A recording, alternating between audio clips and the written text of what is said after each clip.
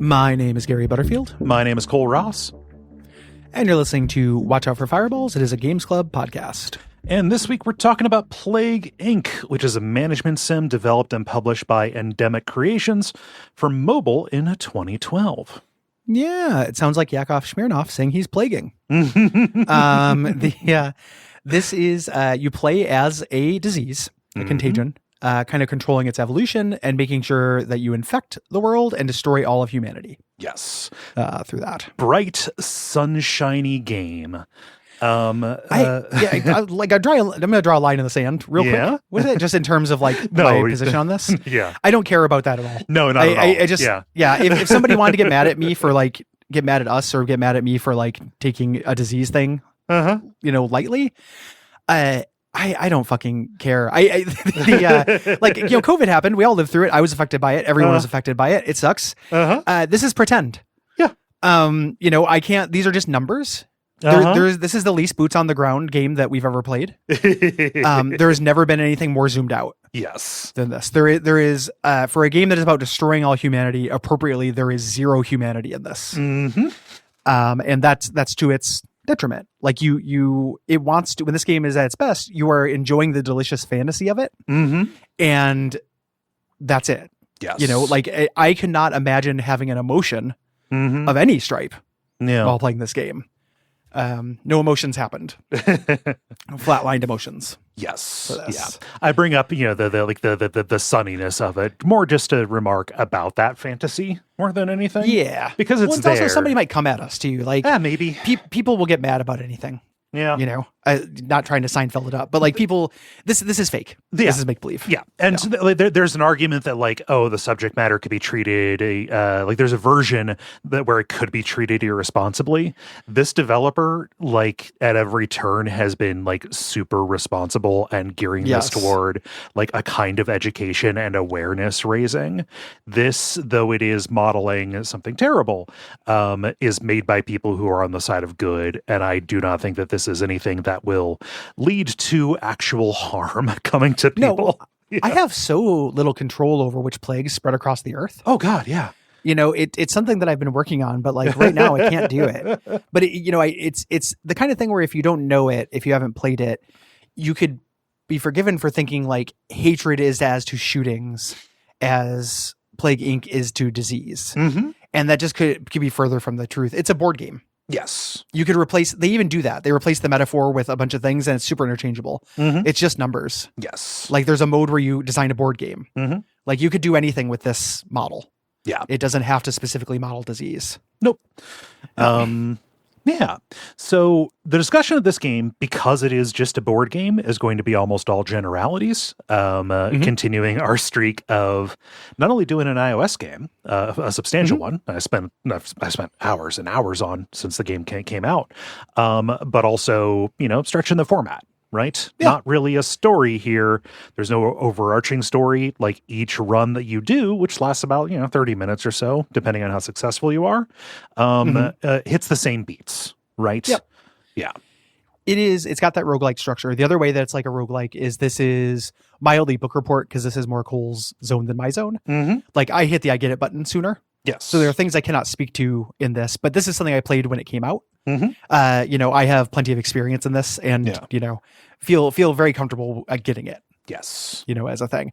And also, like, I think it is cool to do more iOS games. iOS is important. Mm-hmm. It's a platform. Yeah. It has this reputation for just being dog shit. Yeah. And just being kind of shovelware, but that's not true. Mm-hmm. It hasn't been true for a very long time. Right. And nobody else is really, there are podcasts that just do it. Yes. But it's never considered in a holistic view of gaming in general. Alongside the other platforms that are considered to be, quote, real. Yes. Yeah. Like doing old PC games, and this is our claim to fame. This kind of thing. It's one of our value propositions, right? Yes. Yeah. So let's get into it. We're going to start with development this time because, again, weird structure. Mm-hmm. This is Endemic's first game. They're a small iOS game developer based out of Bristol in the UK.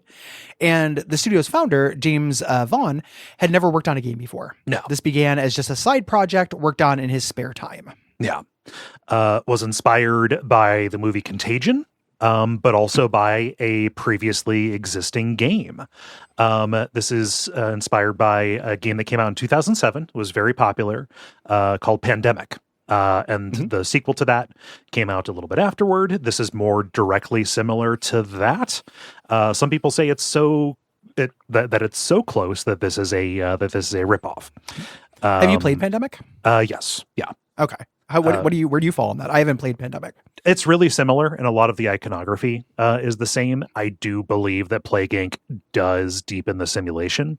Like, so Dark Realm Studios, they made this accusation after Plague Inc. Was announced and came out and got successful, saying like, hey, you just ripped off, because they were working on a mobile version of Pandemic called Pandemic 2.5. It's like, oh, you were just trying to cash in, like you were trying to swoop in on this. Even they changed their tune on that. Like once they played it and saw it, and it's like, oh, this is a learning opportunity, primarily because the simulation in this is way deeper. Like, so Pandemic 1 is turn-based. Pandemic 2 has real time, the days automatically advance, but it's almost more of like a little model builder, as opposed to this super deep and adaptive simulation. It feels like there's less that you're fighting against in it. Gotcha. Yeah. And for listeners not to be confused with the board game Pandemic, right, which this also has some similarities to, specifically in the cure mode, but we'll get into that. Yes.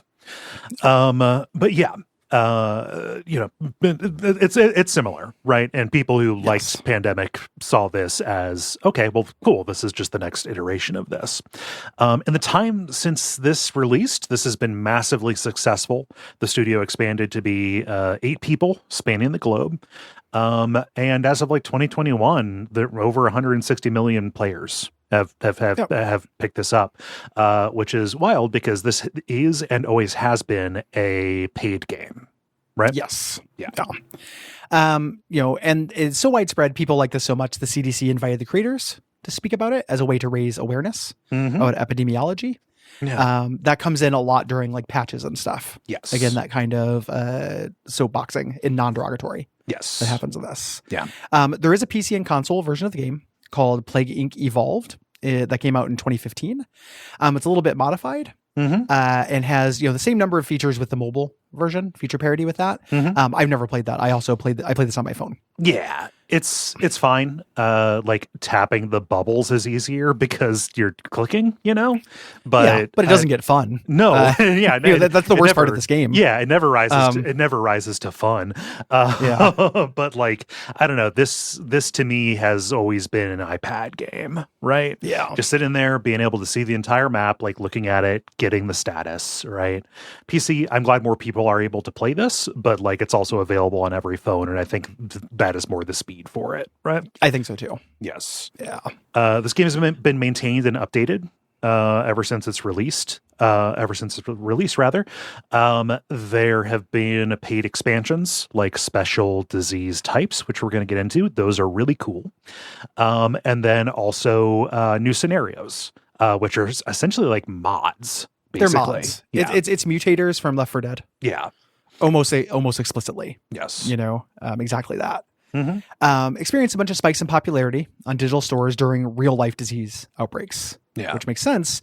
When this happens, Endemic always included reminders in the game that the simulation is imperfect, and it has links to actual resources from the World Health Organization. Yeah. This is not something that you can use as medical advice. It's not one of those apps. It's not one of those games. It's not one of those games that makes those promises. Rex Rangers, experimental surgeon or whatever. It's not that. Yeah. Which is good. The biggest spike, obviously, was something we all lived through. Well, not all of us, but you know what I mean. If you're here, and also that's still there. Yes, Just heading off people. Yep. Yeah. Not correcting you. Nope. No. Yeah. It's true, but also no. COVID-19, big deal, still around. But that hit. People were in lockdown. People were very anxious about, disease spread. So getting this and playing it was almost like a coping mechanism for a lot of people, especially in China. Huge spike in popularity in China. So much so that it raised the game's profile, and eventually the game was banned for having, quote, illegal content. Yes. Yeah. There's a couple pictures. One of the viruses is called the Winnie the Pooh virus. It's actually very similar. Oh God. Yeah. No, it's the regular China banning reasons. Yes.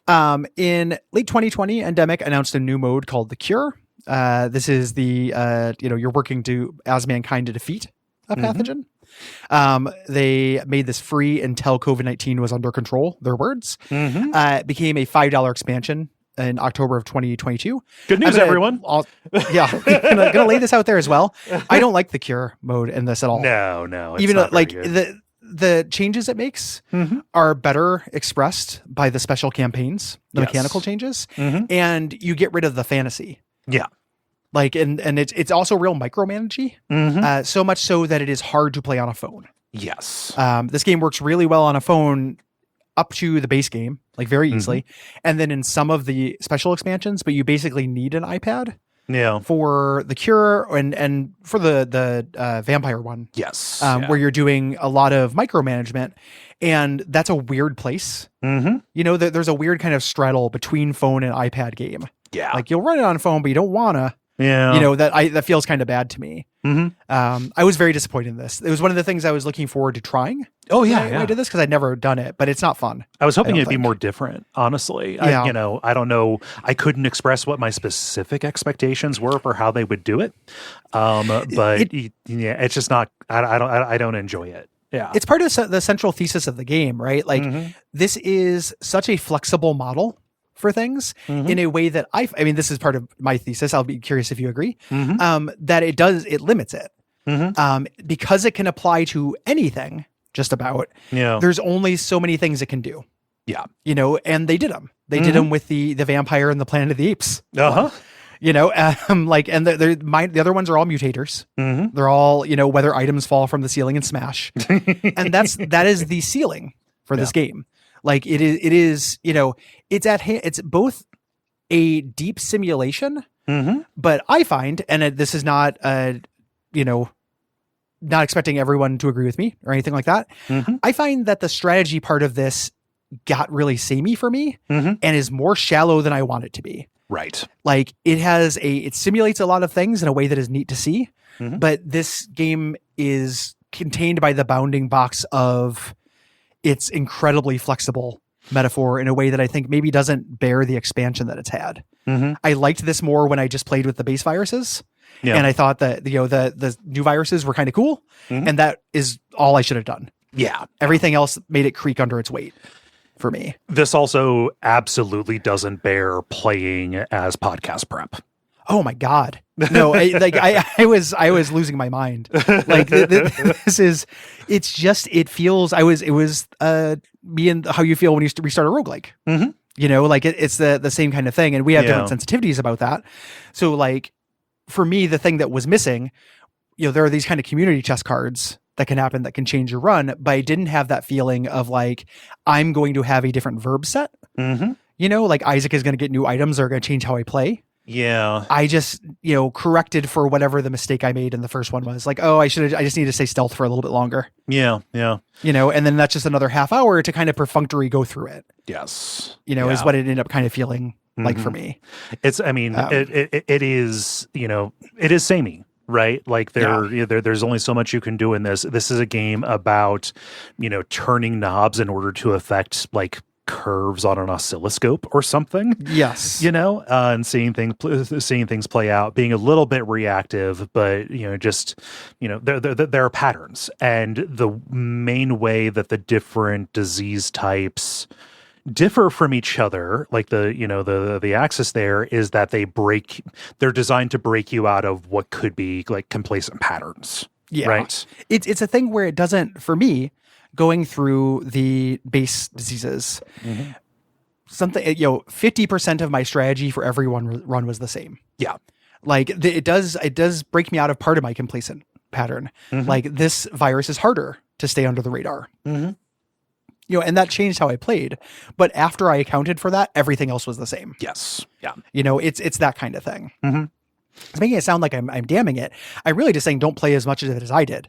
Like, I like this game. I liked it when it came out. I love picking it up every once in a while to do a run. Yeah. It is a great, like, I'm in a waiting room game.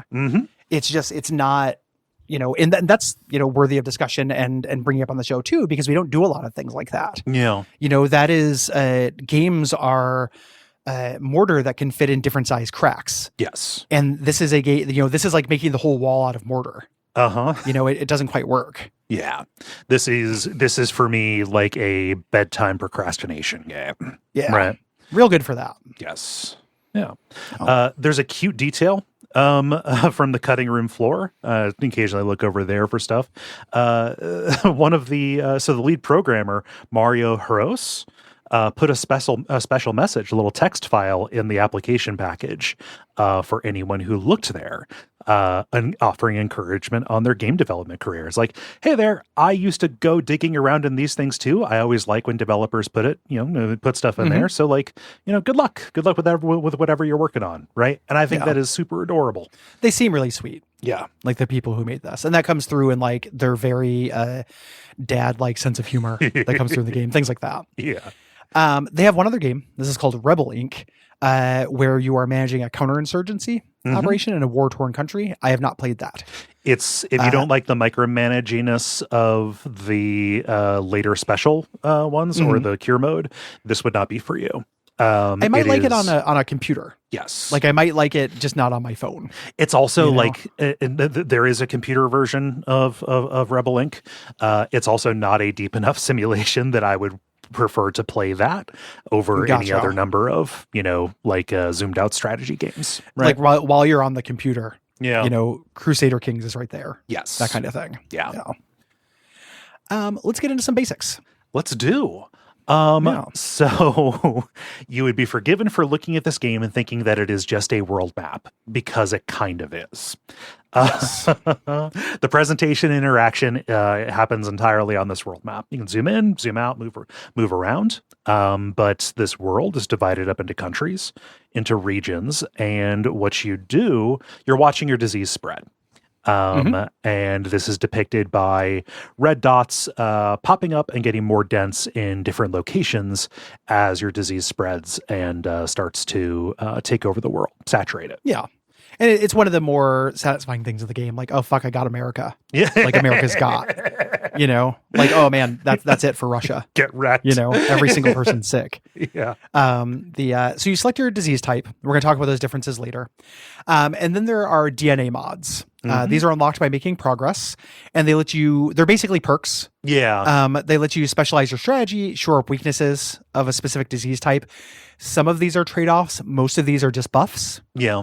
That you would get. So it's like, as you win more, it gives you little perks you can do to move on to higher difficulties if you'd like. There's like a broad completion meter for the game, depending on which disease types you have done, which scenarios you've done, at which difficulty levels too. And these are meted out based on that. There are a few of these. So like any of them that relate to symptom costs things like that end up making basically it's like you get a benefit at the trade-off of the disease being easier to cure. Is what it is. But there's a class of these that's just spreads easier in the air. Yes. Like there's no downside to that. Like it's there are some of them that do the trade-off, makes it easier to cure, or makes it easier in this, harder in this, and then some of them are just like, here's a benefit. I got very frustrated that certain disease types made it so you kind of needed to replace the one mod that automatically popped the bubbles for you. I was just about to say that's my least favorite design thing in this game. Oh yeah. Again, something that wouldn't have bothered me if I played it a regular amount. And this comes up later, but you pop bubbles. That's how you get currency in this. Yeah. And something that a dev will do every once in a while that I find a little bit frustrating is they will make you earn a ease of use thing like this. Yeah. And this game does that. Yeah. See also the last episode with like having to get a certain amount into the story before you can zoom out enough to move a reasonable distance in Driver San Francisco. Yeah. Here, one of these perks you can do makes the bubbles pop automatically, eliminates some busy work, but that's a slot. You can put other stuff in there. Yeah. And it's not fun to tap the bubbles. That's some real early 2000s mobile game DNA. And it's kind of like a little fork poking you in the back of your head, making this like it is the only time in the entire world that I will say I really wish this game was just a touch less interactive. Yeah. It's not additive, right? No, it's frustrating. Yeah. So you choose your starting location. This is super important because this is your path. You need to spread locally and globally, and it gives your contagion a few starting traits. And the way these countries differ is part of the simulation. Yeah. They have attributes. So like things like population density, economic wealth, how good their healthcare system is, whether it's urban, rural, whether what seaports and airports it has, what the climate is, things like that. Yeah. So if you start in a cold place, your disease is good with cold, but you'll have to pay to make it good with hot. Yes. It ends up setting up like walls and boundaries for which territories you're going to be able to get into. All of these are intuitive if you are generally aware of what different countries are like. Where the equator is. Yeah. It's one of my primary general awarenesses. Yeah. You get this information by like looking in there's info panels for each of the countries, which will tell you like, cause it's sometimes hard to tell what's going to be arid versus humid or rural versus, like China is considered to be urban, but also I don't know, man. There's a lot of countryside in China. It's a big country. Yeah. They had to choose one. For that. Yes. So it's worth checking out those charts. Yes. There. The game has this community chest kind of feature. There's a news ticker that is at the top of the screen. They'll inform you of important events. These are randomized, and then they put in some of the worst jokes ever. Some of them are kind of fun in a groan-worthy way, but you will hear all of them a lot. Yes. And there are some real "the cake is a lie." I think literally "the cake is a lie" is in there. Yep. They're really, I'm at a party. I wish there was a way to find the Gamers and Nerds webcomic. But it's so slight. There's so little writing. It's not a detriment. Yeah, they didn't take out the one that's an allusion to Notch. So So that is a way to keep tabs. There's also like a way to look at the history of those. When talking about the way the countries differ, this is more apparent because you actually see these as icons on the different country maps. But ports are a huge deal, right? Yes. Any country that's not an island will have a chance of land transmission, either through animals or through immigration. But only certain countries will have a seaport or an airport, and even fewer have both. This makes countries that have both really attractive starting locations because you can initiate global spread earlier by picking traits that will go by water or by air, right? Yeah, it's a thing where what I found were there were two tacks I would take, and I found success with both of them. It's either choose the easiest place where it'll spread the fastest, or choose the hardest place to get to. Yeah, and just ensure that I have that, and then play super stealth. Yeah, like give it all as much time as I possibly can. Both of those work. Yes. Because Greenland and Madagascar. Yes. Terrible. To a lesser So much that extent, it's like a meme. Yes, yeah. New Zealand was my nemesis. New Zealand cured me more often than any other country. Yeah. Through that. Fucking last bastion of hope. I know. The fucking Flight of the Conchords. So when people get infected, as we mentioned, little bubbles pop up. These give you DNA points. They're red bubbles that pop up when someone new is infected. Get orange a new bubbles shirt. that pop. Yep, exactly. Get a new shirt.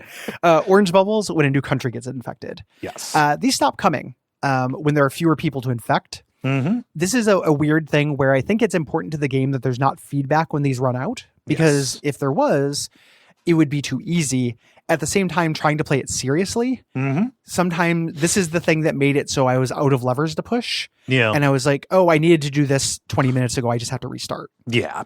Which is a bad feeling. This is how you end up backed into a corner most of the times. Yes. Because as long as you have an economy of these coming in, you can adapt when it slows. Well, you can pull the lever. Yeah. Like that's literally your mechanic, right? Like you are changing your traits, of your disease. You need a currency to do that. Yes. If you don't have the currency, you are just dead in the water. You can't do anything. Yeah. Like this game is one of the puzzle games that with some frequency gives you the I'm sitting in a bathtub as it drains slowly feeling.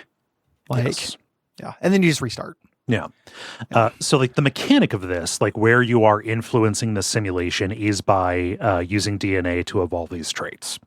These are 3 different screens, different tech trees within them. You've got transmission, symptoms, and abilities that you're broadly spending these points in order to customize your virus for the situation that you find yourself in. Yes. On top of the most important customization, which is naming it. Oh God, yeah. That is the most fun part of this. Tell me your name strats. My 2 names are Black Stuff, which is based on a Kids in the Hall sketch. I'm like, Don, I got Black Stuff coming out. Is that okay? And then Jeb. Jeb is really good. Jeb is just infecting the world. And with Jeb, it's kind of nice because even if you don't get everybody, I still feel pretty good. Yeah. It's like your disease was wiped out after wiping out 97% of the population. I'm like, go, little Jeb. Please clap. I did 97%. He's got so much heart. Yeah. I initially started just naming everything Captain Trips, the disease in the stand. Eventually that turned into Craps with 2 P's. Sure. Is my broad one. And if I am playing as a Prion, I call it John Prion. Yeah, very good. Yes. I like John Prion a lot. That is a very fun part of this game, I think. So these are the different paths, these 2 different things. Transmission has a zoonotic path, a blood and mosquito transmission path, and water and air transmission. Yes. And there are different levels of these. You get like water 1, water 2. Yeah. And then like an ultimate if you invest in all of them, like where these will converge. But this is super important because you want your disease to spread as much as possible. Symptoms will also aid in spread, but this is the way that you That's how you get caught. Yeah. Yeah. Like literally, like it is in a broad sense, the strategy for this game I found, and you may find different, is just to stay under the radar as long as possible. Yes. Get your infection percentage as high as you can, and then evolve something that will kill fast. That is tried and true. There are disease types and there are difficulties where that stops being the case. You have to be a little bit more, kind of rope-a-dope with it. But yeah, that'll get you really, really far. And with the perks that you can do, a lot of those disease types, you neutralize the weakness. Yes. So you can still do that, at least on normal difficulty. Yeah. I haven't played hard difficulty of this, so I don't know what that's like. Yeah, I've done it. It's satisfying. I can only do it on certain types, just because even the base level for like fungus is really hard for me. Right. Yeah. There's cool speed runs of it. There are people who like kill the world in 2 minutes and 30 seconds, which is wild to me because it feels like it would just take longer than that to happen. To get enough little bubbles. To get the currency for it. But yeah, there are speed runs of this online. Yeah. The symptoms are the coolest part to me because they play in both. So symptoms affect discoverability. your transmission. And then my favorite thing about them is there are hidden symptoms. It's kind of like a sphere grid. If you get certain symptoms, there are like combos that you'll discover, both in terms of a symptom that will pop up, and then it's something that will just spontaneously happen. You know, and these are chance based. These are community chest based. Yeah. So like you know, if you get insomnia and the low blood anemia, then you have a chance of getting the Walking Dead one. Yes. Which makes everyone less productive because people are less productive. They're less likely to cure your disease. Yes. You know, like that's really neat. Having that pop up and having it not be something you can depend on every time is cool. I think. I my favorite of these, the funniest one is just the oops symptom combo. The public diarrhea. Yeah.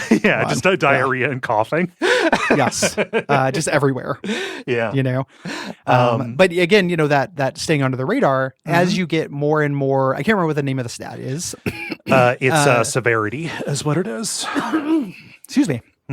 My severity is showing. As you get a certain amount of severity, it just it's not a 100% chance, but it ups the chance that you're going to get discovered and they'll start working against you. Yes. Symptoms also have, it's not just for killing or for spreading. These like can have knock-on effect kind of things. Namely, there's a path you can do that is, you know, insomnia that ultimately goes up to paranoia and then insanity, which is a lever makes you can people pull. not work together. Makes them less cooperative for a cure. Necrosis is a really big one because that makes it so that dead bodies continue to be a vector for disease.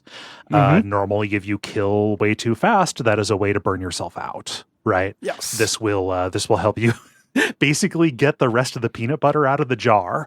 It does. It's putting a little water with the shampoo and squeezing the rest out. Yeah. And abilities are perks. These are like other perks you can get. These allow you to overcome resistances. You develop resistances to certain climates, drug resistance, and then evolutions that allow you to manipulate the cure progress. Yeah. So like things like a genetic reshuffle that makes your disease mutate, not to be confused with the real mutations of this, that allow you to reset progress or stall progress. Yeah. Things like that. And there are only so many in that tech tree. Those get increasingly expensive and there's only so many knobs. It's like you get a certain number of release knobs throughout the game you can pull. Yeah. If you find yourself leaning on those, especially early, you're probably done. Yes. This is a game that benefits from knowing when to restart, I think. Yes. Very much so. Yeah. You talked about those mutations. I have that down talking about the virus disease type, but it's worth talking about here. That primarily happens with symptoms. This is a random chance as the disease spreads, that it will just give you a freebie symptom. This sounds like it's great because you get it for no cost. However, you do not have control over what it is going to be. It may work against what your purpose is, and it may bump you into being more severe than you want it to be. Yeah, high discoverability. Yeah. You can de-evolve these, either, and depending on the disease and what mods you have, this will either refund or it can cost to de-evolve these as well. Yeah. For these, and you generally want to just so you don't get discoverability.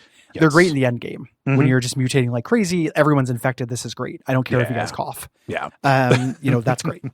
Yeah. Oftentimes the refunds that you do, unless you pick a perk against it, will get more expensive as things go on. Also, like the cost for these, as you spend in a particular screen here, the cost for everything goes up on that. Yes. So the order that you pick them in is certainly very important because, evolving the wrong thing too fast means that something you need later will be prohibitively expensive. Yeah. It's a little bit like, and you have a set amount of these DNA points you're going to get. As you mentioned, these run out at a certain point. It's kind of like you're building a build point army without knowing how many points you have ultimately. Yeah. A little bit. That's the central mechanic.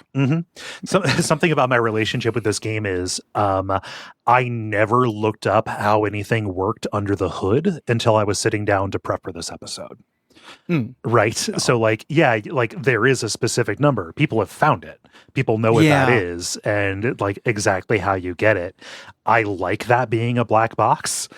But it has to be, right? Because you're not playing this to win. It reminds, it's way further in the complexity scale, but it's like knowing how to always win tic-tac-toe. Yeah. Like it's not a game. at that point. If I just know how many points I'm going to get, and I only have to adjust for like 4 or 5 community chest things, I can just win every time. Yeah. Then it's not a game. It's just a thing I'm checklisting. Yes. And that's part of that bounding box of the simulation, I think, of how complicated it can be. Yeah. We talked about the discoverability. You've got infectivity, lethality, and severity. That's just a broad expression. These are meters that you are building up. And you want to maintain a balancing act here because of that limited DNA economy.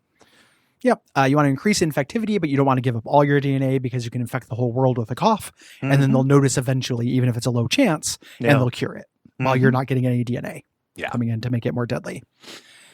Cure research happens on a countdown timer here. It gets faster the more countries get on board with working on the cure. Each country has a number of research facilities based on their wealth. And there are little things called cure planes that will spread from country to country, leading a global cure effort. One of the most gamey things in this whole thing is if a country's working on a cure, you can pop their little cure bubble. To stop the research rate from increasing. Cool. What's happening when you do that? I think that the disease has evolved the ability just to nudge itself. Like every single particle of it just like moves slightly to the right in order to knock test tubes over. Literally, when you tap those bubbles, you hear glass shattering. Like it's a flask hitting the ground. That is all I can think of happening. It's weird that it works so poorly with the original metaphor, but then when you start bringing in Planet of the Apes, like it's literally just apes destroy the fucking lab. And then it makes sense. Perfect sense. Yeah. But you want to stay on top of these because, like, okay, it's going to increase the rate. It's basically like, are you going to allow compound interest to affect this meter? Yes. Right? Yeah. And you do have levers, like outside of even just the the stuff in the ability screen to set back the research progress or slow down the overall rate. Like you can, if you find out that like, all right, France is working on this. Nobody ever picks Italy. France is working on the cure, and you have not developed, rat transmission. You have not developed medicine resistance, things like that. Things that make it so it can spread there. An individual country's cure effort, their contributions to it, will go down as more people get infected and more people die. Yeah. It's worth noting you're basically affecting probabilities. You're not like drone striking a country with disease. Right. You're looking at the country and you're being like, this country's a problem. What are its attributes? If I attribute to this, I craft my disease in this way, I am more likely to infect the country. Yeah. Like you're influencing percentages. Basically back and forth. So it's like a meaningful lever to pull. It does stuff, but it's worth, that is everything you do is through this percentage kind of thing. It's running this math, this simulation constantly that is, you are affecting, it's going to roll the dice, I don't know, like 100 times per minute. You're letting it know you're putting a +1 on the dice. Yeah. So every time it rolls, it's a little bit more likely, something like that. Yeah. And then it becomes a race, right? You are watching the level of infected go up and the level of dead go up while you are watching the cure go up as well. And you want one to fill up before the other. And everything you are doing, like I said, you're turning a knob to affect curves on an oscilloscope, right? Yes. And there are random things that can set this back too, like that community chest angle. There are natural disasters. That will stop research in a country specifically by killing people, large numbers of people. That's the freebie points for you. But also like if there is a flood in a place that is leading research, that'll slow things down, right? Yes. In addition to things like, oh, the particular cure that we developed is lethal. That'll be a setback as well. Things like that. Yeah, the community chest works against the DM. Yes, as well. So your goal is to kill the entire world in the base diseases. So if the cure bar hits 100%, that's it for you. I always feel pretty good when I get like 98% of the world. Like that still seems pretty good. Yeah, but the goal is 100%. They'll live, but not well. Yeah, and you could. There are different ending screens for this that will tell you. Like you can get an ending thing that's like, you didn't kill everyone, but they're unlikely to be able to rebuild civilization. Yeah, like you've left one generation left. in the world. Because if you die right at the end, like the last 7 guys cure the disease, but nothing's going to happen there. They've invented a pill that allows dudes to have sex, but they haven't invented a pill to have them have babies yet. So. So they immediately start working on that. Yeah. Something that can stop you in your tracks, related to the discoverability and the scariness, is that as it spreads and as it becomes scarier and definitely starts killing people, countries are going to react. Land borders can be shut down. That is nowhere near as effective as the countries shutting down their ports or airports, specifically if they are if they only have one. If they're an island, if they only have one. Looking at you, Greenland, with your one seaport, no airports. A seaport that nobody visits. Like you specifically have to get to them through Iceland, and then maybe you can get an outside bank shot off of Canada. Yeah. Or start there and just lay low. That has also worked well for me, because once you have a foothold in the rest of the country, you can kind of start, or the rest of the world, you can kind of start playing normally and just let Greenland take care of itself. Yeah. Here's, I played this in bed. I did not listen to the music of this game. Not trying to be derelict in my duties. It's just an iPhone game. I don't always listen to the music on those. I played this also during jury duty, a lot. So I didn't, it's also a good podcast game. So when I had my headphones in, I was listening to something else. Yeah. With this. So tell me about the music in this. Oh, it's just really good, low key, intense, kind of music that evolves over the course of the game, depending on how you're doing. So like it's dynamic, related to how many people are dying. I'm kind of sad that you didn't play this with sound, because you didn't get to hear, like, when people are dying very fast, you will just occasionally hear a clip of kids ominously and echoingly singing Ring Around the Rosie. Excellent. Yeah, that's great. That's probably the most popular song about the plague. Yes. Top 5.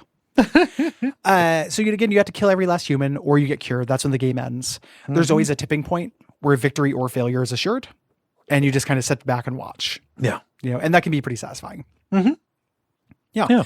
And like that's the game. There are these minor variations we're going to talk about, some of which are bigger than others. But that's the game. Yes. Like that is what it feels like. Probably going to follow that same template every single time. And let's talk about those disease types, because these are unlocked sequentially. And they, like I said earlier, broadly, these are kind of made, you establish a complacent pattern with the first one with bacteria, and the variants try to break you out of that pattern. Yeah. Your pattern is I do A, B, C, D, and they're like, what if you don't have D? Yes. So you go A, B, C, E. For that one. And then the next one's like, you don't have D and C. They graduate in difficulty, roughly. Yep. So there are 7 that ship with the game, and you unlock them by beating, linearly by beating these scenarios. We're only going to talk about the broad differences between them. Like there are, very fine tweaks to the simulation on this that, I don't know, are better expressed by looking at a table of data and not on an audio podcast. Sure. But I think, talking broadly about the ways that they interrupt that pattern is the interesting way to go about this. It's also what is worth talking about, and what you can be done in audio, period. Yes. Like if you want to see that, you should watch somebody play it. Yes. Even if you're, I think that this game is fun to play, for a regular human amount of time, and would recommend it. It's cheap. It's an iPhone game. If you're unsure, watch a YouTube of it. I'm sure there are Plague Inc. streamers who do weird challenges, who do tutorials and stuff like that. If you want to see the peculiarities of how fungus works and actually see it, you can do that. Yeah. That's what I'd recommend. Yeah. So your first one is bacteria. This is the Mario. The Mario virus. Yep. Yeah. So basic disease type, nothing too special about it. This is going to just introduce you to the simulation without a bunch of complications to it. Even its special ability is not that much of a differentiator here. It is just to develop resilience, to develop shells that will get you to be more successful in different climates. Mario becomes Hammer Brother Mario. Yes. Even those do not have as big of an effect as the specific climate adaptations you can buy.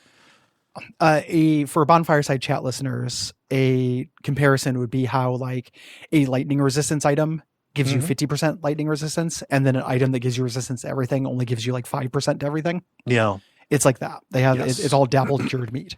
The next one is the virus. Here, this has it takes one of the levers. Every disease can mutate. The virus has a very high probability of mutating, which means you have to keep an eye on those symptoms a lot more, and if you want to stay stealth. Its special abilities can increase the rate of mutation, which can be good once the disease is spread enough. Those are just freebies. Yes. But you have to spend your points not just doing transmission, but also managing your severity in this. Of the base disease types, like, some months in the future when I feel like playing this again, if I fire it up, if I fire this up, virus will be the mode that I like to, that I will play. This is the one that I am good at. And also I find it the most engaging and fun, primarily because it almost engages in that gambling kind of sense of roguelike stuff, all right, I am just going to increase the probability. We're going to get crazy modifiers on here, and I'm just going to shape it that way. It takes a little bit of the intentionality out of it. You get to be a little bit more reactive. Yeah, and like Lady Luck stuff. I can see that as being fun for me. Like, and when I play this again, I like playing as the virus as well. For me, that is the feature that most butts up against the I'm 20 minutes in and I'm doomed. Just restart. Thing, which again is ludicrous because like roguelikes are one of my favorite genres. That happens there too. Right. There's something about the community chest versus community choice that's happening with this that makes it not feel as good to me. Yeah. I think it's probably the strongest overall basic disease type. Yeah. Even though it's either that or bioweapon. I love bioweapon. Bioweapon's really good. I think bioweapon's really fun. Yeah. The next one is fungus. So this is a hard one. This is the first big difficulty spike. I fucking hate fungus, man. The thing with fungus is it doesn't spread very far. It only lives in its host there. To kind of make it, this feels like it has like a patch to make it work, where you can spend DNA to do spore burst, which will infect a random country. So you can't really rely on your traditional transmission rates, or vectors here. You have to get out, you can kind of pull a lever and spend a resource. Yeah. To kind of pop another country. This is the bad side of the slot machine, right? Yeah. Because you spend points to hit this, and you're spending points on that instead of like giving yourself the ability to transmit better over ship and by plane. You can still do that, but like it's so limited how that's going to go. Like you just kind of have to hope every time you spend points on this that one of the spores is going to land like in Indonesia or something like that. Like an area that is easy to spread out from, or an area that's really hard to get. Yes. So a little bit more random. Yeah. This is a difficulty wall for me when I'm trying to play on higher higher difficulty modes, right? Yeah, I believe it. It's so easy to peter out unless Lady Luck favors you. Hot dog. Yeah. Next up is the parasite. This one has a high degree of severity. Yeah. So this is easy to notice. You're going to be racing against the clock.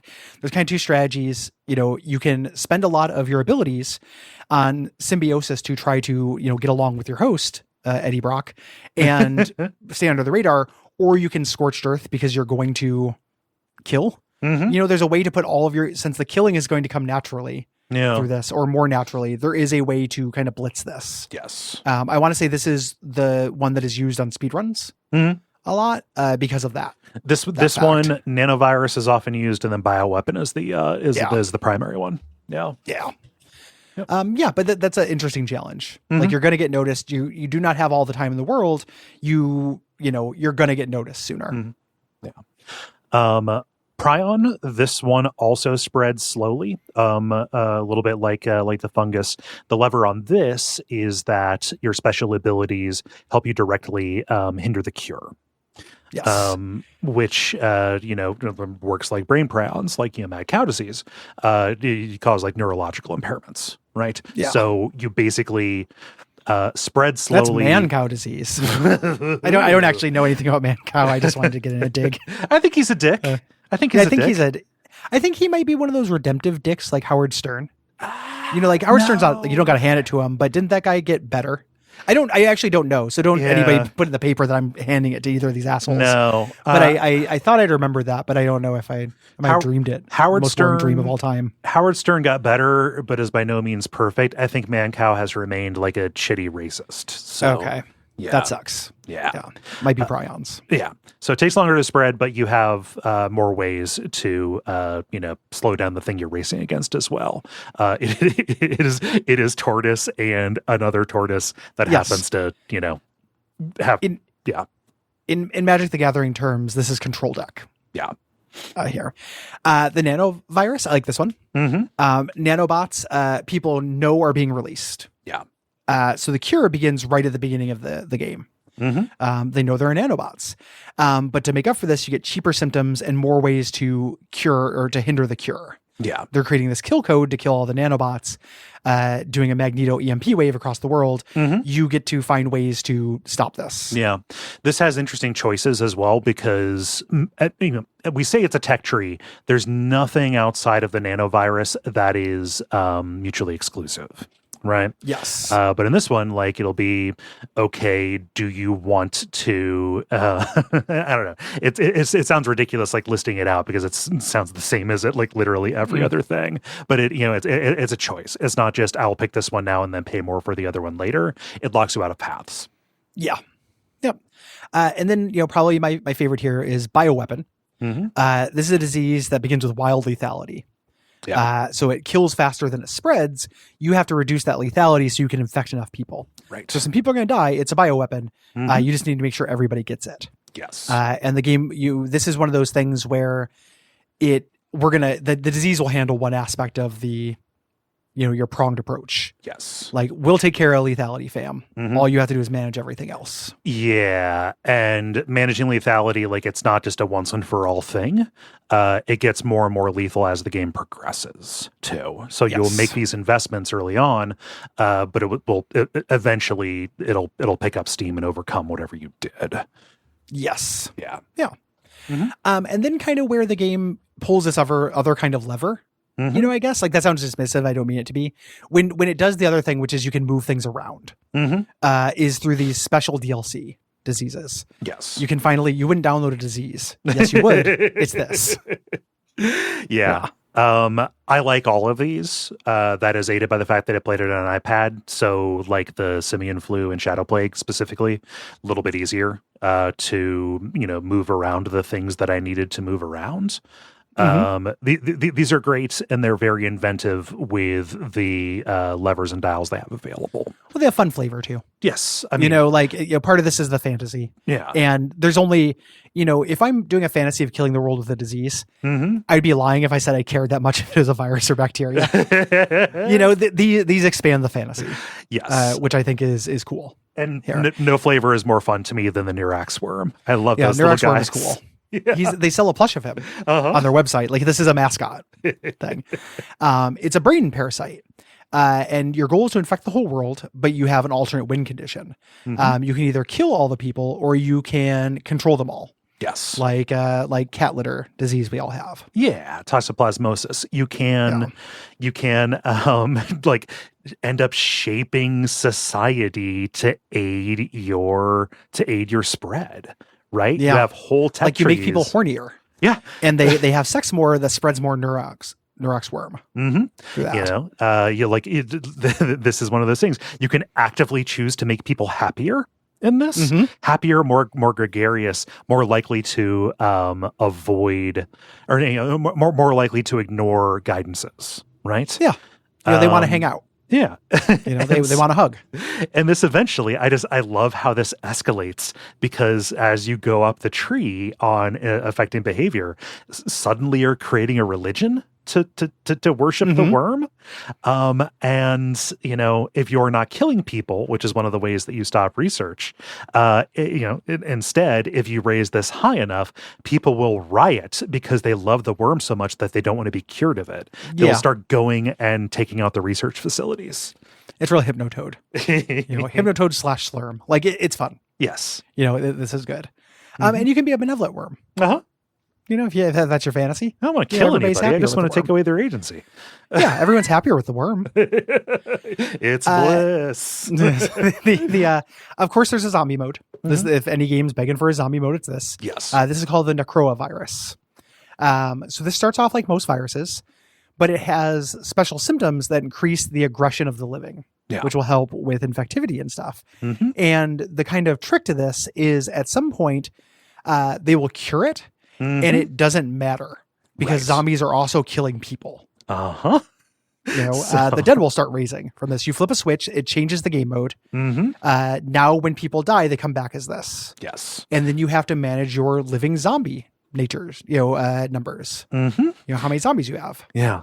I love how like it goes from like Left 4 Dead style infected to, Night of the Living Dead kind of thing. It's weird. I like how it spans those subgenres there. And it's a different version of, staying stealth, right? Yes. Because like, okay, I'm killing people. It kind of doesn't matter if this burns out. Obviously, I would like it to spread naturally, and kill people. But like broadly, every person you kill eventually becomes a force in your army of darkness, right? Yes. Your resistance here is ZCOM. Which is a very fun take on XCOM. This is a military force that sets up these bases and goes up against the zombies in combat.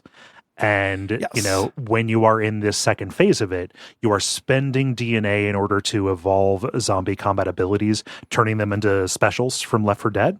Basically, or allowing them to use weapons from like Day of the Dead. Yeah, like you can do basically different things, and this introduces I was talking about that other kind of mechanic where you have a unit on the map. Basically, you can direct them. You can. There's a little like cooldown meter, like in a tower defense thing. Yeah, it costs DNA. It's not a cooldown, but you can choose this to move zombies to a ZCOM headquarters. Yes, and if their stats are good enough, they'll take it out and slow down the elimination. Yes.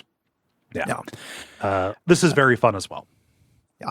To me, mechanically, this is the one that works the best because it requires the least micromanagement of that. It straddles the line of like, I'm playing Plague Inc. and I'm moving a little unit around, a hero unit kind of thing. The next two, at least for phone, I kept misclicking. Yeah. The interface is a little awkward. You take the button that is the move towards here and you drag it to the country. And there's no precision to it. There's no precision. You can zoom in to do that, but like that takes time. Time is going and you can pause. You can pause the timer and stuff, but it just becomes very fiddly. Yeah. At this point, even though they're wild, because the next one is a licensed Planet of the Apes one. Planet of the Apes will never die. Nope. Nothing can ever die. We always have a Planet of the Apes. I expected not to like this one because I don't give a fuck about a Planet of the Apes. Yeah. You gives a shit about apes? I didn't even know it was a virus that did the ape thing. Right. Never saw it. Yeah. People say those new ones are good. I don't know. I saw the first one. It wasn't good. Okay. It wasn't good at all. Like people lied. Well, I'm glad I didn't believe them, Gary. Yeah. No, it sucked. Like one of those weird things where like, I can't remember if I actually saw it with Brayton, but it is Brayton coded. Where like, if Brayton ever asked me like, hey, do you want to go see this movie? I always say yes. And I almost never like the movie, but I have a really good time because I love Brayton. Yes. That's how I saw the non-Snyder cut of Justice League. He's like, hey man, you want to see Justice League? And I'm like, you know what? Yes, I do. Anybody else ask? No. Yeah, exactly. Like you were the one person who I will go see this movie with. It might have been a Brayton movie. Yeah. And so just the opportunity came and it was boring. Yeah. Okay. Yeah. So this is another 2-phase one. But these happen semi-concurrently. So, in the story of Planet of the Apes, there's an unethical bioengineering company that is doing Alzheimer's research using viruses, but things go it's unintended. It makes humans very sick, but the test apes are getting super intelligent. And no, I don't think we'll be telling them that. Yes. Yeah.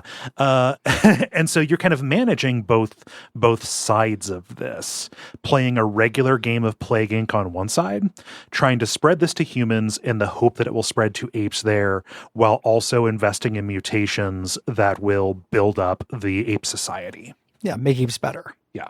So much so that you start being able to have like ape camps. Like you can evolve the ability for like civilization. Yes. For the apes. Military action is very telegraphed in this. So it'll show you where they're going to do a strike. And this is, again, this is a thing on my phone that was just ended up becoming a little bit of overhead for me. You want to move your apes out of there. Yeah. They're hilariously broad. Like, we're airstriking America. Get your apes out of America. Yeah. Like, Goodbye, Great Lakes. Yeah, it's all going coast to coast. You're toast. Yeah. No more apes. I also love how this is predicated on humans having exposure to apes. As something that, like, in my real life, I don't get that much exposure to apes. Not really, no. Most people I know don't get that much ape time. Like, unless they download the app. Yeah, you can see that as a problem, but yes, not much you're doing. It's the fantasy. Yeah. It's the ape fantasy. But this is where you're doing kind of vaguely RTS stuff. Yes, with it, kind of the beginning of that. Mm-hmm. Yeah. And also like managing ape migration, because there are only so many active colonies you can have at a time. You need to make sure that you're placing those and building them up. Yeah. Yes. Every ape a place, and every place for every ape. Yeah.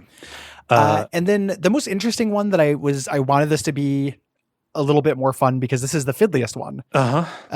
This reminds me of like the last mission of Warcraft 3, where it turns into a hero unit game. Yeah. Like it ends up being the pitch for that. The Shadow Plague, which you are a vampire. A vampire. Yep. One. In this thing. It's you are a guy. It's the head vampire. You're the type 1 vampire, right? Yes. You wake up and you have to take over the world. You have slept for millennia, and humanity has gotten fat and lazy, and it's time to take them out. Yes. And this is like a little hero unit RPG. I like this quite a bit. It's difficult. Again, because I played this on iPad, the fiddliness was not a concern. So, like, I just kept misclicking. Yeah, I just kept flying to a place and then flying to the country next to it, and it resulted in me dying. Yeah, and that was just too many resets. Yeah, for me to feel good about it, because you have a health meter. Like, you are a little unit. You set up layers. These layers will spread the plague, and then you set up headquarters, which you have to go to heal. And you can teleport between them. You can fast travel throughout different parts of the world. And, like, you are evolving the virus or the contagion that goes off around you, kind of like a regular plague virus, right? Like, okay, this will spread by bats. People's individual symptoms, when they are a thrall, like, this can communicate it as well, giving them insomnia, aversion to light, better abilities to fight back against the authorities who are trying to quarantine, things like that. The thing that you are fighting against is not just an effort to get a cure, but it's blades. It's blades. We got blades. Just like the Necrovirus has ZCOM. You basically have an order, like a secret society. That is vampire hunters that will spring up. They set up headquarters, and then they start going and fighting and killing your thralls, reducing their ability to spread. And you have to direct your vampire, the only thing that can actually fight back against them, to go to where these are most active and engage in combat against them. There's no combat mechanic. You just watch the little meters drain, and it checks whether you are strong enough. Yeah. If you are not, you have to retreat and heal, and you're kind of fucked. Yeah. Then, like, every time that happens, like, oh, they're just going to kill my thralls. That's a really big setback. Yeah. In this, if you win, you win, and then you go heal, and then it kind of continues. Yeah. You you can also invest in creating like an auxiliary type 1 vampire as well. Like, you can have franchises. Just more pieces to move around the board. I like this because this has a huge difference between early game and late game as well. Just because, like, your starting location is pretty important, because before you set up the ability to teleport, and before you set up the ability, set up enough places to teleport to, you are taking like a linear path across the world. And you move slowly across oceans, right? Yes. So, like, you need to plan it, and you're kind of cutting a path, setting up layers so that you can do a fast travel back and forth between them in order to finish things off. Yeah. I would like to see this idea developed and not done in this engine. Yes. Like basically very much so. I'm not saying it needs like a cool combat mechanic or whatever. Yeah. But like to me, this is held back by that engine. This is as far as they push it. Yes. You know, like this is the most unique thing they do with the engine, and I can feel it creaking. Yeah. Under it, and not just because of misclicks. Like it's just there are things that would be a lot more elegant if it wasn't done in the Plague Inc. engine. I think, and if it wasn't always at the global scale. Yes. Right. Yeah. Absolutely. Yeah. Like this would sing at a city scale. Mm-hmm. You know, as a thing, both in terms of the fantasy and also in terms of like playability. Yeah. You know, like there is a seed of a really cool game in this. I haven't played a vampire simulator. Right. You know, I'd like to. I think that's a cool idea. I love vamps. United States of America. Let's do it. United States of Vampirica. Like it's one of my favorite things. Yeah. Just doing a search for vampire simulator game. This is an untapped market. Yeah. There's not even probably like a goat simulator where the vampire just runs around and does physics mistakes. Yeah. You know? Yeah. Give me a vampire simulator. Please. Let me simulate a coven. Been a while since we said it, but get on it, indie devs. Yeah. Yeah. It'd be really cool. And then there are scenarios. They're very generous with these. Mm-hmm. There are tons of them. I only did a couple of these. Yeah. Here, these are weird to me because we already have the different disease types to modify something in the disease. These modify a world thing. Uh-huh. Or world state. And like for me, and you know, honorable minds can differ. Mm-hmm. Like the world's hotter doesn't change my strategy in an interesting way. Right. You know, it changes my strategy, but it's like, I don't care. I'm not having more fun doing that. Mm-hmm. You know, I have to do something different, but like, that's not enough. It's for me. It's also hurt by the fact that these are presented in just one big list when they fall, you know, they break down on different lines. Like I've separated these into categories because I do not want to talk about each of them. I just want to talk about what they like, what they do. But like if you go in, like if the first one you play is the fake news one, you might you could be forgiven for thinking that all of them are going to be a conversion like that, even just in theme, right? Yes. It's not, right? You have these parameter mod ones, which are just like changing something about the countries, you know, increasing or decreasing the temperature, increasing or decreasing like the wealth of the countries or how fast they're going to research a cure. Essentially is how that's going to go. The only one of these that I like enjoy and found myself going back to was Unknown Origin. Okay. Which is, it just starts you in a random country.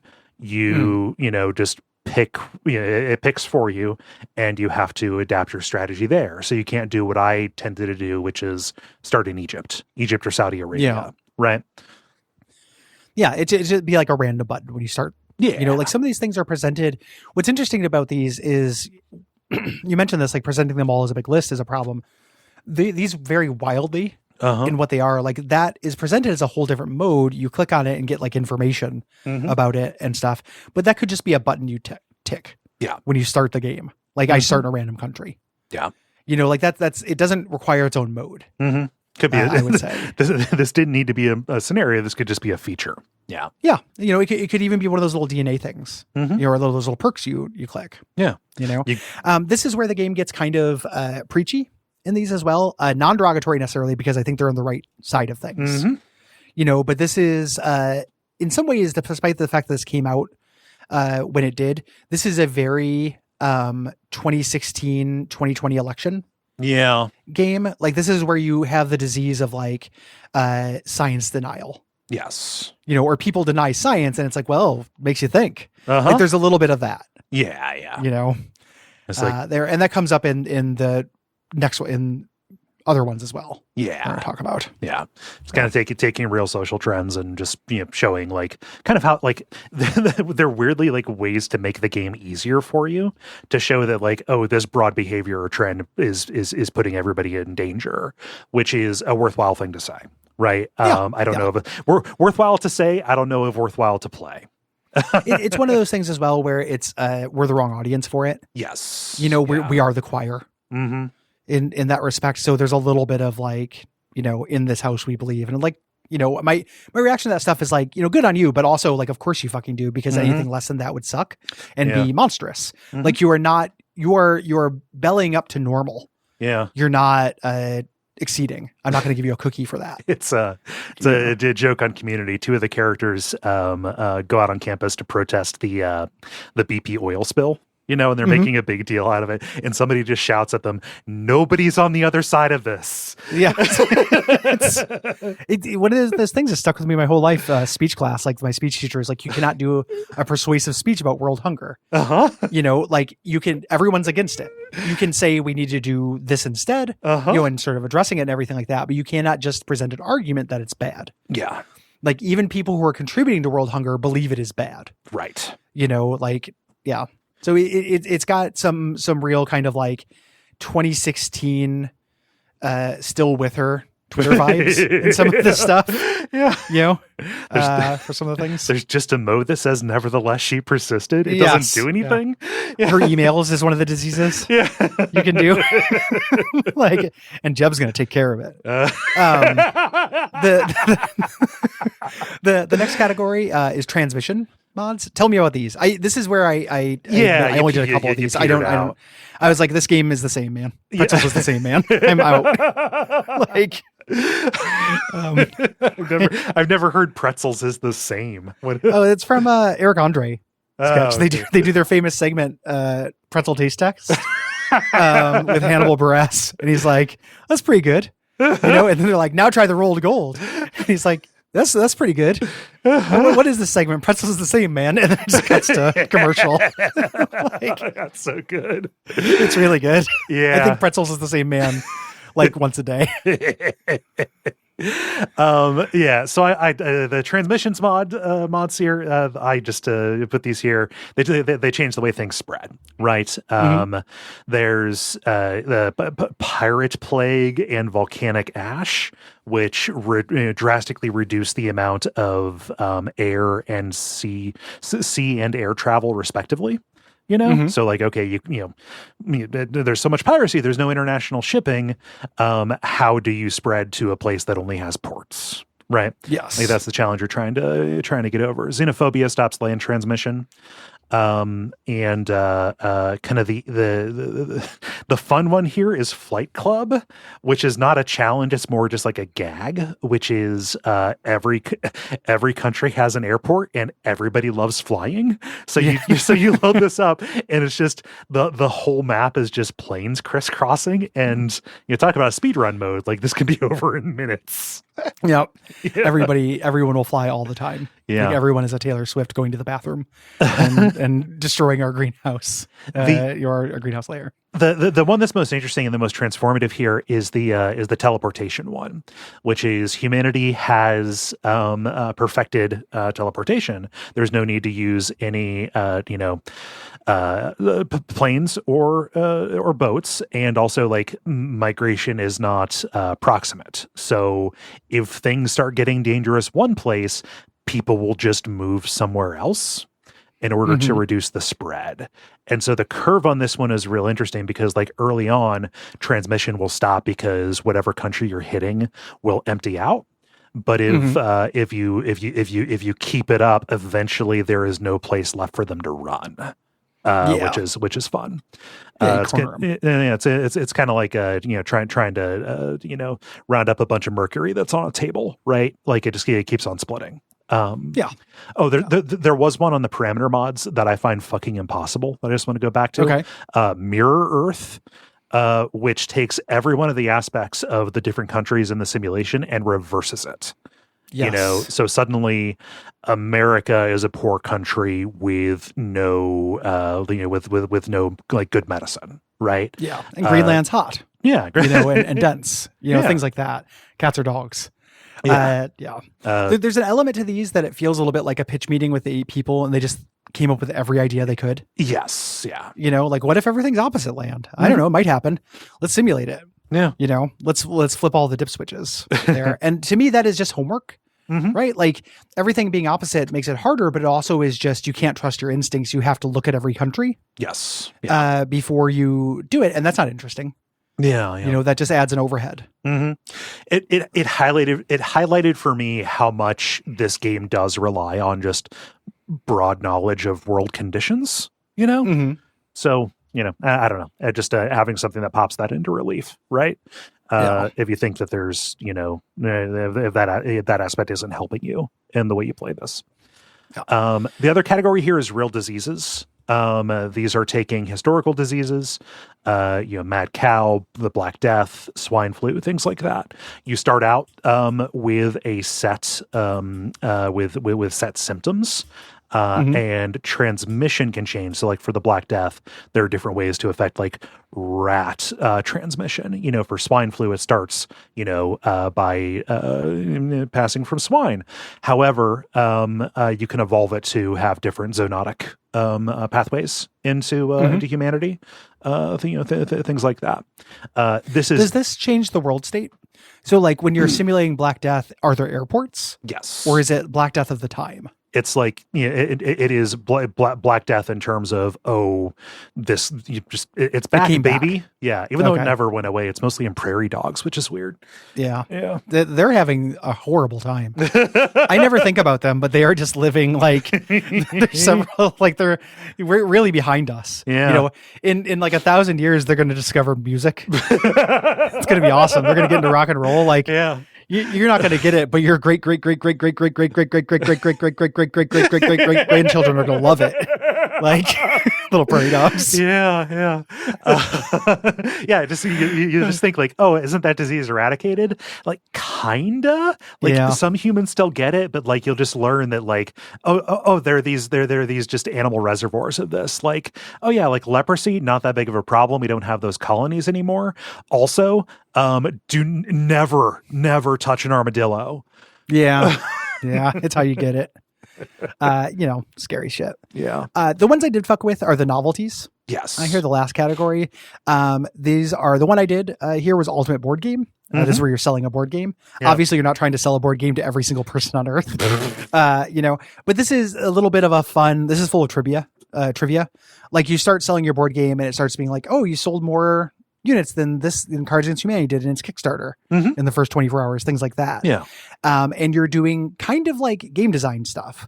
Like, do you, you choose it reminds me of Game Dev Story. Yeah. You choose your theme and how many players and stuff and what mechanics you want. Those things are set in stone. Yeah. And then you basically choose, transmission, which is marketing and logistics. Yes.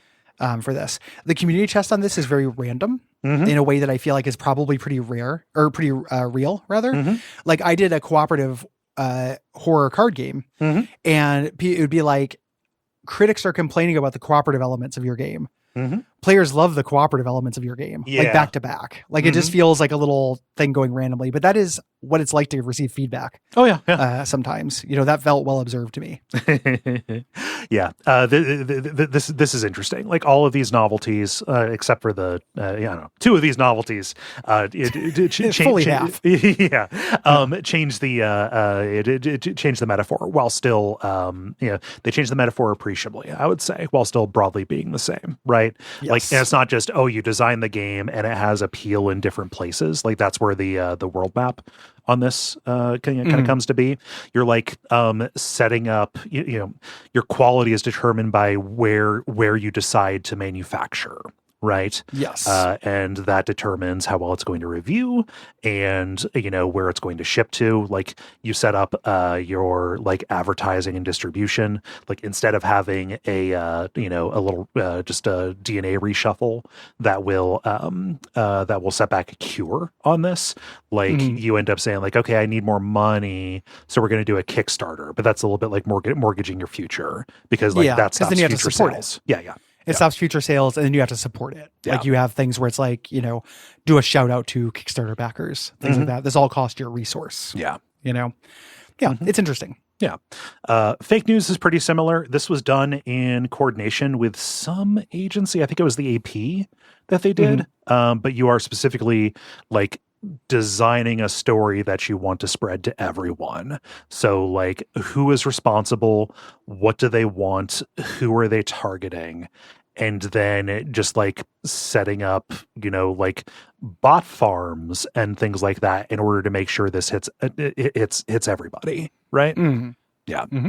And, the meteors you're getting are like credulity and you're working against fact checking, which is the most 2016 election thing I've ever seen. It's very, it's very resistance Twitter. Yeah.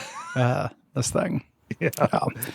I love the theming on the Santa's Little Helper one, Gary. Yeah, I didn't end up doing that one because I ran out of like time and you ran. I'm having it. I get it. And I played a lot of the game. Yeah. So this is fun. It's a Neurax Swarm one, which is you are in a world that has banned Christmas. And also has broadly banned merriment. And so you're this Neurax worm, which is in league with Santa, who wants to bring Christmas back. And you are, going around and trying to modify behaviors, while also like your special abilities in this one are to like send gifts around, which will spread it, but also kind of give like random mutations as well. It's fun. It is basically just the Neurax worm, but I don't know. I think it's incredibly cute. Yeah. And it has a different flavor. Yeah. For it. Yeah. And then finally, Frozen virus. This is a Neanderthal virus that was unearthed. And you are evolving this not only to spread. You don't want to kill everybody. You want to transform them into Neanderthals. This is like a body horror kind of thing. It's just like, oh, now suddenly this can, like everybody's brows are different. This is changing the shape of skulls. This is reducing intelligence. It is basically the caveman virus that is spreading around. Nice. Yeah. We talked a little bit about the cure mode. A little bit. Generally, you have to do this is complicated without being fun a little bit to me, and reminds me of the bonus modes in this. Yeah. You have to discover the disease first, and then you move task forces around, and you do like lockdowns and stuff. Yes. You have there's a little tiny bit of like Frostpunk in this. Like you have authority you can spend. Yes. In this. Yeah. You have authority that spends, and that is dragged down by panics. And you can, spend your money as well on this. So you've got like, kind of two resources that you're spending. You can spend your money on like education campaigns, or even like go over into the dark side and do like, information blackouts. Right. Yes. Say like, okay, we're going to reduce the panic on this. Money also is used to do lockdowns, like on a continent-wide basis, or even just like localized ones. Those increase non-compliance, and you can help that by spending money in order to provide aid. So like, okay, suddenly we have like furlough schemes. Suddenly there's rent assistance and things like that. Yeah. And if that's your fantasy, go with God. Yeah. Like in this, like this was too Rod and Todd Flanders for me. To get too into. I appreciate the thought behind this. Like, okay, it makes a little bit of sense, in a little bit the same way that, like, I don't know, if I was Dave Szymanski, I would feel really weird about the huge sales spike that I got after that submarine collapsed. Sure. For but you're not going to add a mode where you rescue a submarine from the blood ocean. Yeah. I don't know. There's something kind of weak sauce about it to me. Yeah. I don't know. It activates my nerds thing.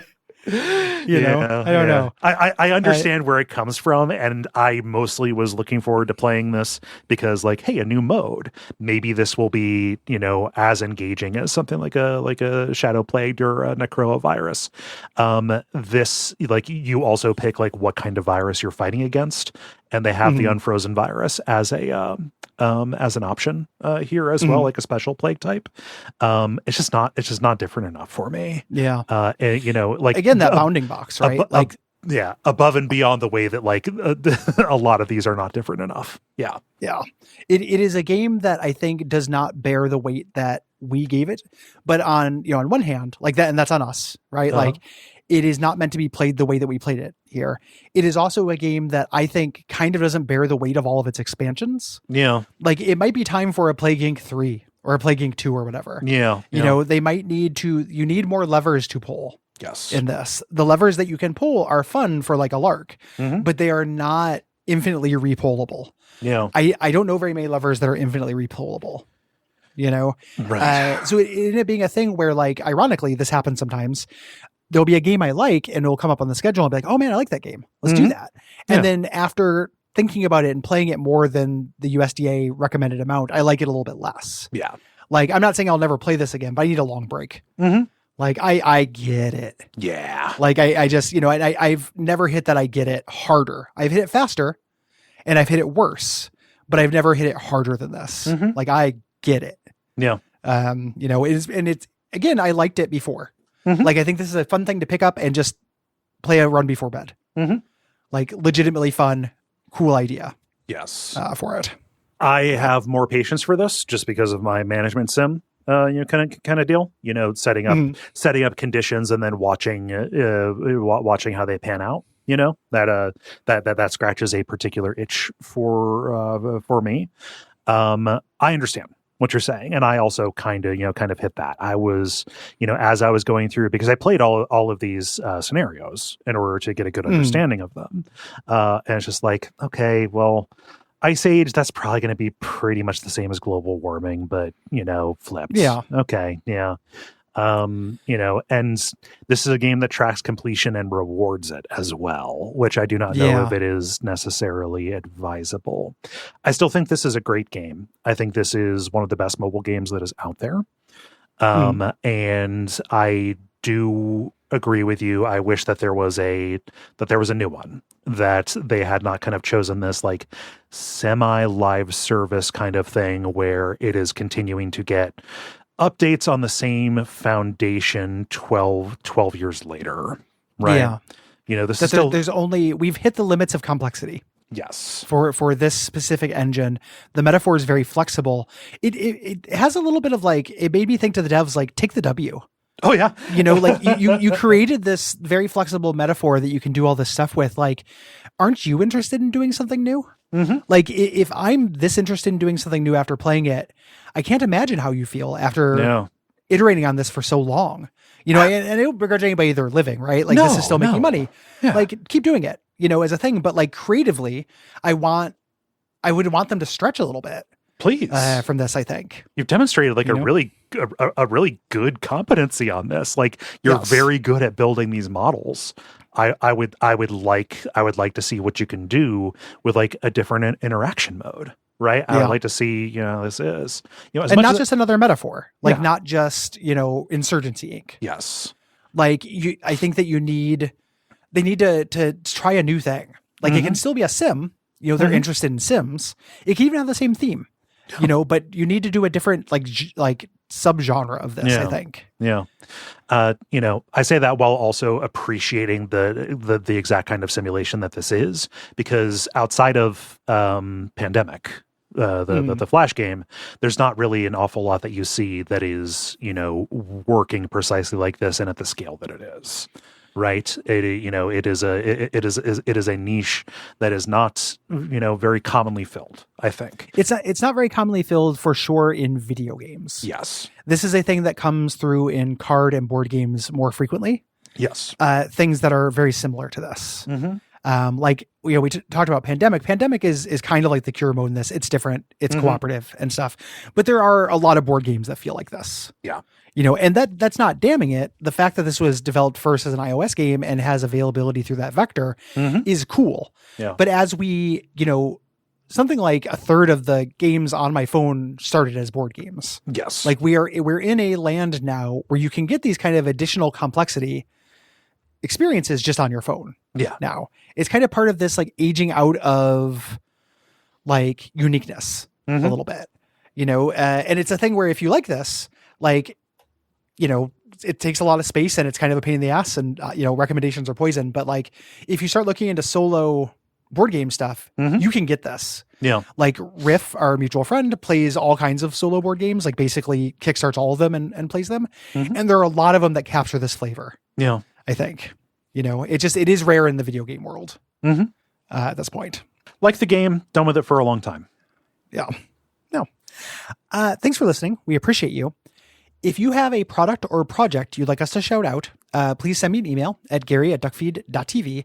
Primarily, we're doing this for people who are not demographically like us, people from underprivileged populations. I don't check ID, for that. Like, I don't want to be like, you're going to have to present some minority ID. Never going to do that. So I want to give a shout out. I don't know if this is actually under that highlight or not. But one of our listeners, Brian, sent us both a game they designed, a tabletop game. Oh, wow. Yeah, I don't know. Did you get this? Yeah, I gave Brian your address. I have not yet. No. Yeah, I just got it yesterday. Okay. So it could be arrived today. It's called Mini Steel. It is a tiny game in a tiny box, 2 to 4 players strategy game. It has good reviews on Board Game Geek. I'm looking forward to playing it, and we appreciate sending us that. If you've made a thing and you want us to check it out, I'm not going to say no. Okay. I think that's cool. Yeah. You know, it's not necessarily an endorsement. I haven't played it yet, and it's not necessarily part of our normal highlighted project, but I do want to say thank you. Yeah, thank you so much. Mini Steel. That's very generous of you. Oh, yeah, Mini wow. Steel. I love the design on this. Yeah, it's a perfect cube. You just carry around this little cube. Oh. That has the game in it. Like, it looks really sick. I just got it yesterday, so I haven't had a chance to play it. But I wanted to give a shout out to Brian.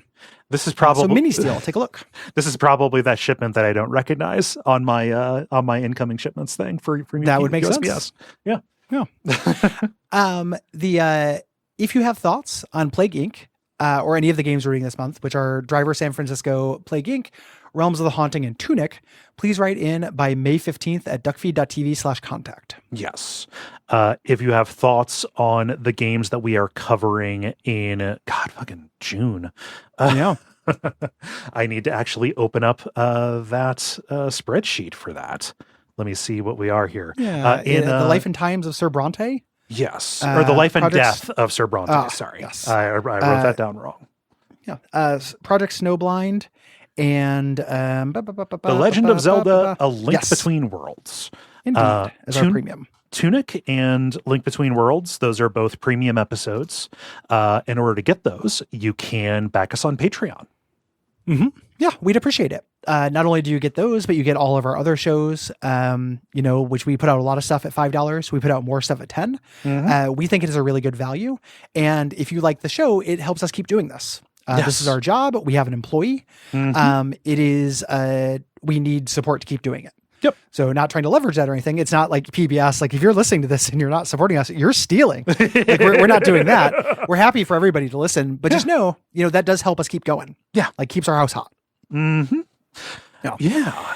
Let me think. If you're not unable to do Patreon, we understand. Leave a rating or review. Spread the word. Talk about us on social media or forums if you still do that. Every little bit helps. Yeah. Tell your friends. And then join us in thanking our producer, Gwen. Thank you, Gwen. Thank you, Gwen. Yeah. What should they watch out for until next time? Man, there's nothing I can say here that won't also Is it sound like preachy? Donut Twitter. Yeah. Yeah. Let's just say, watch out for the end.